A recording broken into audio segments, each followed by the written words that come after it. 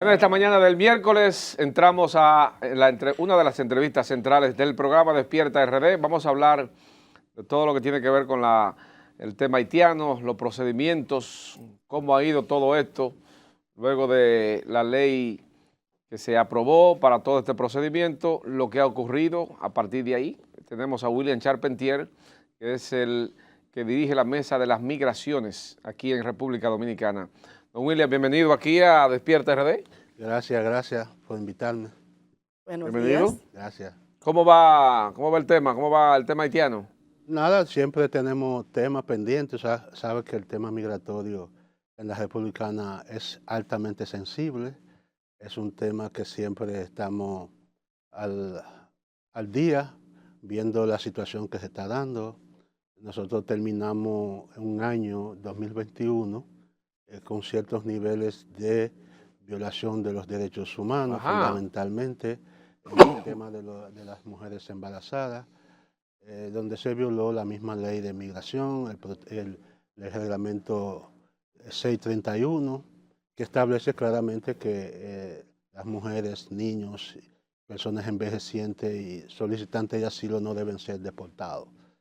Entonces, cerramos el año con este tema, lamentablemente porque nosotros teníamos más de 5 años que las organizaciones de la sociedad civil no habíamos estado denunciando ni viendo las deportaciones que se hacían normales, que el Estado tiene todo su derecho de hacerlo. Ayer el gobierno publicó una información a través de la Dirección General de Migración y es muy elevado, son más de 100 y pico de miles las deportaciones que hizo durante el año 2021. Sí. ¿Esto se considera con eso o son más? Bueno, eso más o menos es la cifra, porque pero aquí entran muchos haitianos ilegales, entonces. Sí, el tema es ¿La deportación es por ilegalidad en documentación o por otros elementos también? Sabe que ahí tenemos un tema ahí, la frontera. Y nosotros siempre hemos dicho que la frontera debe ser controlada y quienes tienen que controlar son las autoridades. Pero una vez que entran al territorio, adquieren derechos. Entonces, con el tema de Haití también, con la inestabilidad política, social y crisis humanitaria que en Haití, eso genera también migración, no solamente ya en la República Dominicana, sino en la región Centroamérica, Sudamérica. El año pasado vimos que gran parte de los inmigrantes haitianos están inaugurando otro destino migratorio. Ustedes saben que ya se inició formalmente la operación Bahía Honda, de lo que hablábamos antes. Sí. Esta operación consiste en frenar la entrada de inmigrantes ilegales luego de las vacaciones de Navidad, que todos sabemos que en Navidad muchos haitianos van a su país a celebrar, luego retornan aquí. El ejército ya comenzó ayer y dijeron que van a tener una protección 24/7 para frenar entrada de ilegales. ¿Cómo ustedes valoran esta situación? Mira, esos procesos se hacen todos los años. En el mes de diciembre, gran parte de los inmigrantes de origen haitiano van a pasar las vacaciones con su familia. A partir del 6 de enero ya vienen de regreso a ocupar su puesto de trabajo. Lo que nosotros sabemos que el Estado tiene todo el derecho de controlar. Sin embargo, nosotros lo que opinamos es que se respete el debido proceso. Aquellas personas que tienen su documento, que están en proceso de regularización en la República Dominicana o que están en el Plan Nacional de Regulación Migratoria, que se respete, que puedan ingresar a la República William, pero ¿cuál es la situación que se forma aquí? Es que algunos aprovechan y vienen a República, o sea, aprovechan el que muchos salieron a vacacionar con su familia y vienen aún no estando, no habiendo vivido en República Dominicana. ¿Cuál es la situación que se esconde ahí detrás de eso? Mira, incluso cuando deportan inmigrantes, generalmente es un círculo vicioso. Deportan 10 y fácilmente regresan 15. Sí. Entonces, es un tema incluso en cuando... Las migraciones son así. Cuando vienen en el mes de enero de su país, generalmente vienen con un primo, un sobrino. Que yo me voy sola, pero vengo cargada. Entonces, por eso es la insistencia de las autoridades. Exacto, y nosotros lo entendemos también. Lo único que nosotros como activistas de derechos humanos, que se respete todo el debido proceso, tanto lo que establece la Constitución y los convenios internacionales. Es decir, que a quien tengan que devolver, que sea devuelto. Sí, nosotros no apostamos al entre en todos, sino que sea una migración controlada, regulada y legal. Pero volviendo otra vez a las embarazadas, las autoridades de salud del país han estado muy preocupadas hace mucho tiempo, ustedes lo saben, porque la mayoría de los hospitales fronterizos son ocupados realmente Sí, por sí. embarazadas haitianas, porque las dominicanas han dejado esa zona por la situación económica también. Pero ustedes están conscientes de que sí, de que deben de retornar, ok, vinieron a parir aquí, pero es que muchos de estos niños se quedan viviendo en República Dominicana. Según las autoridades dominicanas, no son devueltos, no vuelven a su país. Se quedan aquí y ya se convierten en ilegales porque no tienen documentos. Sus padres, muchas mujeres de esas que yo las he entrevistado, ni siquiera saben hablar español. Y es la primera vez que llegan al país, vienen a dar a luz y ya no se retornan. Entonces, ustedes dicen que se están violando los derechos, yo los entiendo, pero las autoridades dominicanas tienen razón en querer imponer el orden, porque además estamos en una situación internacional de pandemia y esto no se puede sobresaturar los hospitales, mujeres parturientas. Sí, hay dos elementos. Cuando hablamos de la frontera dominico-haitiana, siempre las mujeres que viven de aquel lado de la frontera en Haití cruzan a dar a luz por mejor calidad de servicio, pero generalmente esas mujeres, los mismos médicos de la frontera, esas mujeres viven de este lado. ¿Ya? Incluso hay médicos en la frontera de Dajabón, dice que de 100 personas, mujeres parturientas, 70 viven de este lado. ¿Ya? O sea que a veces las cifras que dan no corresponden a la verdad. Nosotros sabemos que hay una situación de saturación de los hospitales, fundamentalmente en los hospitales de la frontera. Pero tengo para decirle, Martina, que gran parte de esas mujeres en los hospitales de aquí, de Gran Santo Domingo, son mujeres que viven en los bateyes, en los campos, aquí en la República Dominicana, mujeres que tienen su familia, que tienen ya 15 y 20 años. Con documentación Todavía no legal y sabe- todo. La mayoría con documentación legal. Incluso hay mujeres de esas que nacieron aquí en la República Dominicana, menor de 14 años, 15 años, que ya están pariendo. ¿Me entiendes? Entonces, incluso la misma cifra de las autoridades que dicen, bueno, son 30.000 anual. Entonces, las mismas autoridades dicen que gastan 10.000 millones. Entonces, tú divides 30.000, entonces sale una cantidad casi cerca de 300.000 Lo que pesos. pasa es que muchas de esas mujeres caen en intensivo y los niños, y un intensivo cuesta mucho dinero al sistema sanitario del país. No es solamente en que la atienden para dar a luz, sea natural o por cesárea, es también la inversión en el cuidado de esos niños para que se recuperen. Eso lo cubre el Estado Dominicano. No. Y la mayoría, por no decir todas, quizás son todas, vienen sin un chequeo prenatal. Sí, eso es una Entonces, cuando preocupación. llegan aquí, vienen con VIH, vienen con cualquier enfermedad y ya eso se convierte en un gasto extra para el sistema sanitario dominicano. Es desde ahí que ellos lo ven, no es por la cantidad, sino por la calidad del servicio que tienen que darle.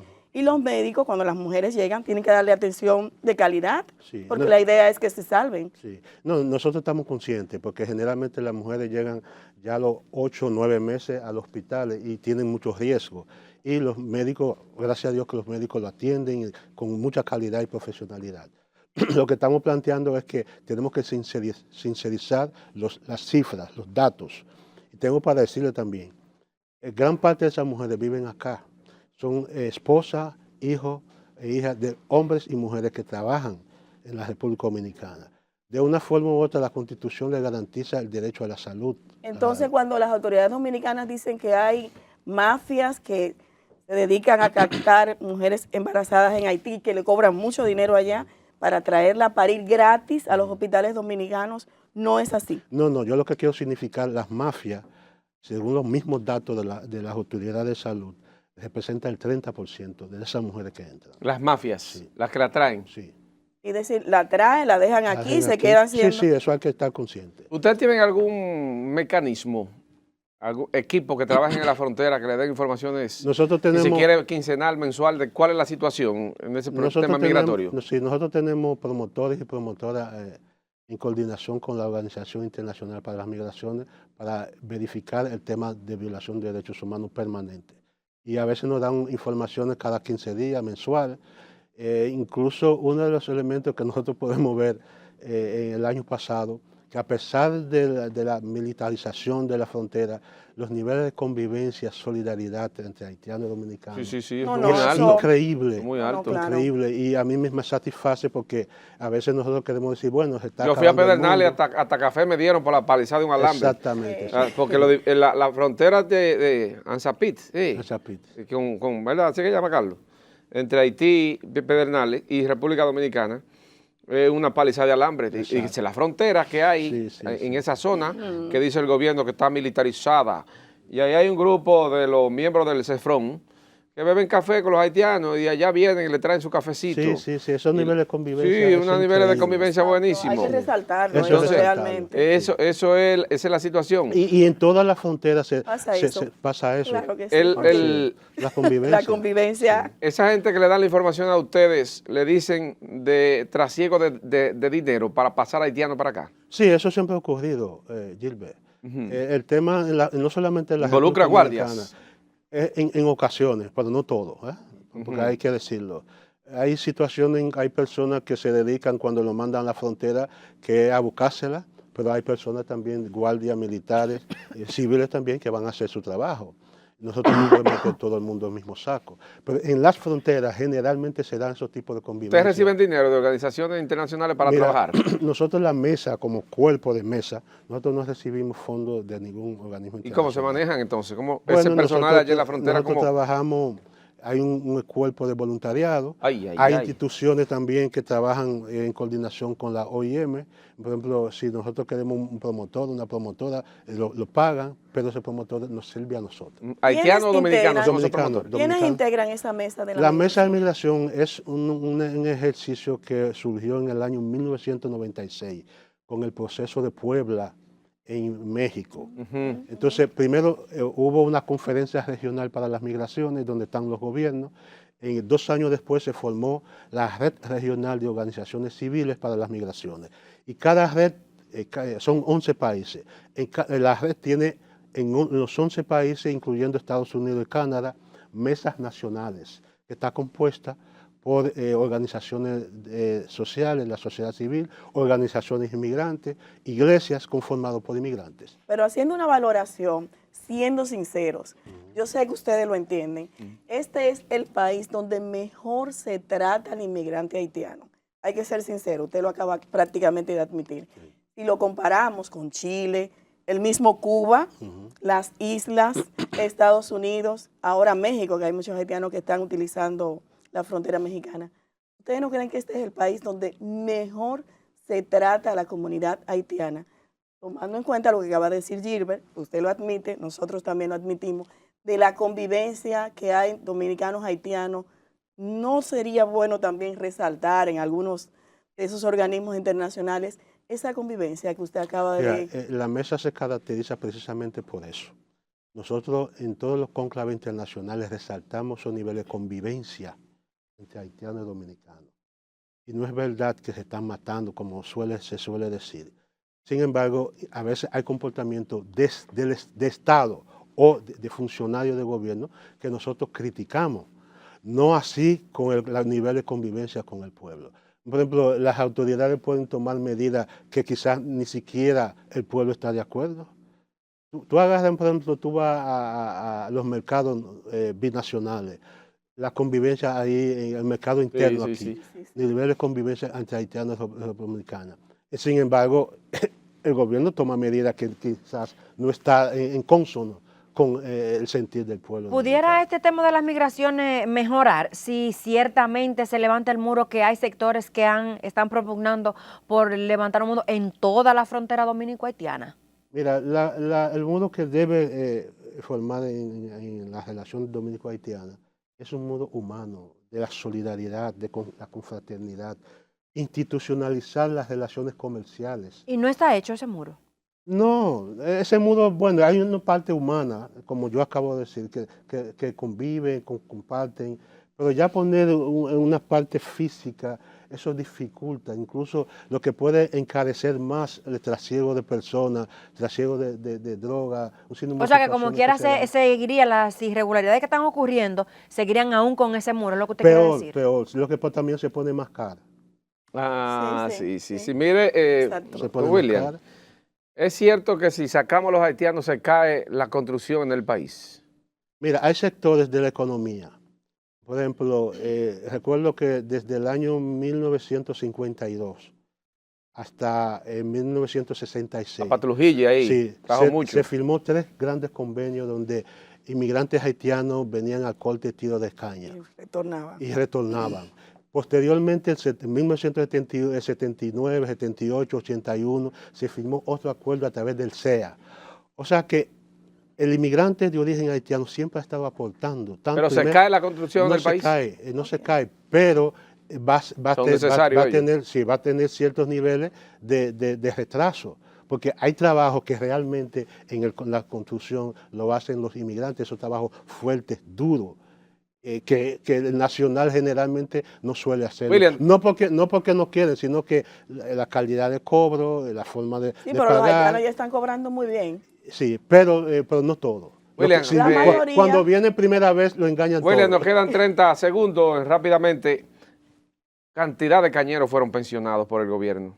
Justo, falta más. ¿De dónde que salen tantos cañeros que buscan?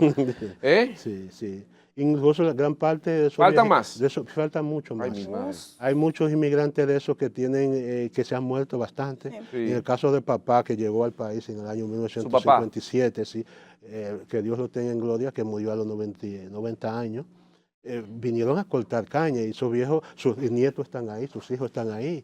¿Tú me entiendes? Es un problema que realmente existe, pero nosotros le agradecemos al gobierno que haya tomado esa decisión. Bueno, William, gracias por estar con nosotros en esta entrevista. Siempre a la orden de este programa. Muchas gracias. Ustedes son los míos. Señores, en un momentito estamos con Elías Cerulle. Nuestra siguiente entrevista, no se vaya. Hablaremos de política profunda. Vamos a la pausa.